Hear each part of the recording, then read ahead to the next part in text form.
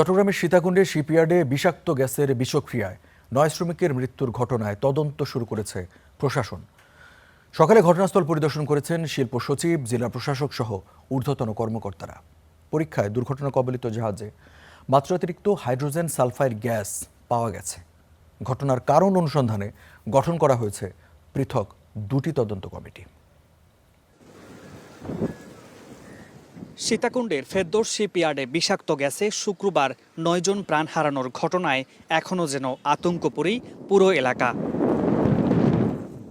শনিবার সকালে ঘটনাস্থল পরিদর্শন করেন শিল্প মন্ত্রণালয়ের সচিব, জেলা প্রশাসক, পুলিশ সুপার সহ বিস্ফোরক অধিদপ্তরের কর্মকর্তারা। জাহাজের সার্বিক পরিস্থিতি ও নিরাপত্তা ব্যবস্থা খতিয়ে দেখেন তারা। ঘটনার কারণ অনুসন্ধানে শিল্প মন্ত্রণালয় ও জেলা প্রশাসনের পক্ষ থেকে গঠন করা হয়েছে 11 ও 9 সদস্যের দুটি তদন্ত কমিটি।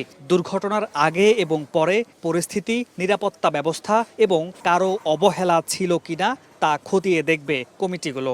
তদন্তটা একটা পূর্ণাঙ্গ প্রতিবেদন, তদন্ত প্রতিবেদন ওনারা দিবেন। বিস্তারিত একটা প্রতিবেদন আমরা আমাদের কমিটির কাছ থেকে আমরা চেয়েছি। সেই প্রতিবেদনের আশা রাখি ইনশাআল্লাহ সবগুলোই উঠে আসবে। পরিদর্শনে জাহাজের ভেতরে মাত্রাতিরিক্ত হাইড্রোজেন সালফাইড গ্যাস পাওয়ার কথা জানিয়েছে বিস্ফোরক অধিদপ্তর। বিষাক্ত গ্যাস অপসারণের কাজ শুরু হচ্ছে। এ ঘটনায় তদন্ত করে আইনগত ব্যবস্থা নেয়ার কথা জানায় আইন শৃঙ্খলা রক্ষাকারী বাহিনী। ভিতরে আর কি পরিমাণ এই বর্জ্য থাকতে পারে বা সেইখান থেকে গ্যাস কী পরিমাণ নির্গত হতে পারে সেটাই আজকে আমরা তদন্ত করব বা আমাদের যে ইকুইপমেন্ট আছে ওগুলো টেস্ট করব, চেক করে তারপরে আমরা ব্যবস্থা নিব। এখানে কোনো ধরনের কোনো গাফিলতি বা অবহেলা বা এই কর্তৃপক্ষের কোনো কিছু ছিল কিনা সেটা আমরা একটু ধারণা নিয়ে তারপর আমরা ফুল আইনগত ব্যবস্থা নেব।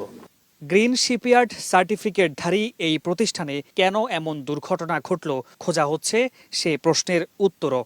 এটার জন্য তদন্ত কমিটি করা হয়েছে এবং আশা করি ইনশাল্লাহ ভবিষ্যতে যাতে এটা কীভাবে প্রিভেনশন করা যায় সেটা আমরা সর্বাত্মক চেষ্টা করতেছি বিএসবিআর পক্ষ থেকেও। মন্ত্রণালয় থেকে একটি কমিটি গঠন করা হয়েছে এবং আমাদের জেলা প্রশাসনের পক্ষ থেকেও একটি কমিটি গঠন করা হয়েছে এবং এই কমিটির প্রতিবেদন আলোকে আমরা এর পরবর্তীতে এখানে যে অপরাধ যারা সংগঠিত করেছিল তাদের বিরুদ্ধে প্রয়োজনীয় ব্যবস্থা গ্রহণ করব। গত ফেব্রুয়ারিতে নিয়মিত পরিদর্শনে ফেরদৌস স্টিল শিপ ইয়ার্ডে বিভিন্ন অসঙ্গতি পায় কলকারখানা ও প্রতিষ্ঠান পরিদর্শন অধিদপ্তর। নির্দেশনা বাস্তবায়ন না করায় 15 জুলাই চট্টগ্রাম শ্রম আদালতে কারখানাটির বিরুদ্ধে মামলা করে অধিদপ্তর। মামুনুর রশিদ, অভি, স্টার নিউজ, চট্টগ্রাম।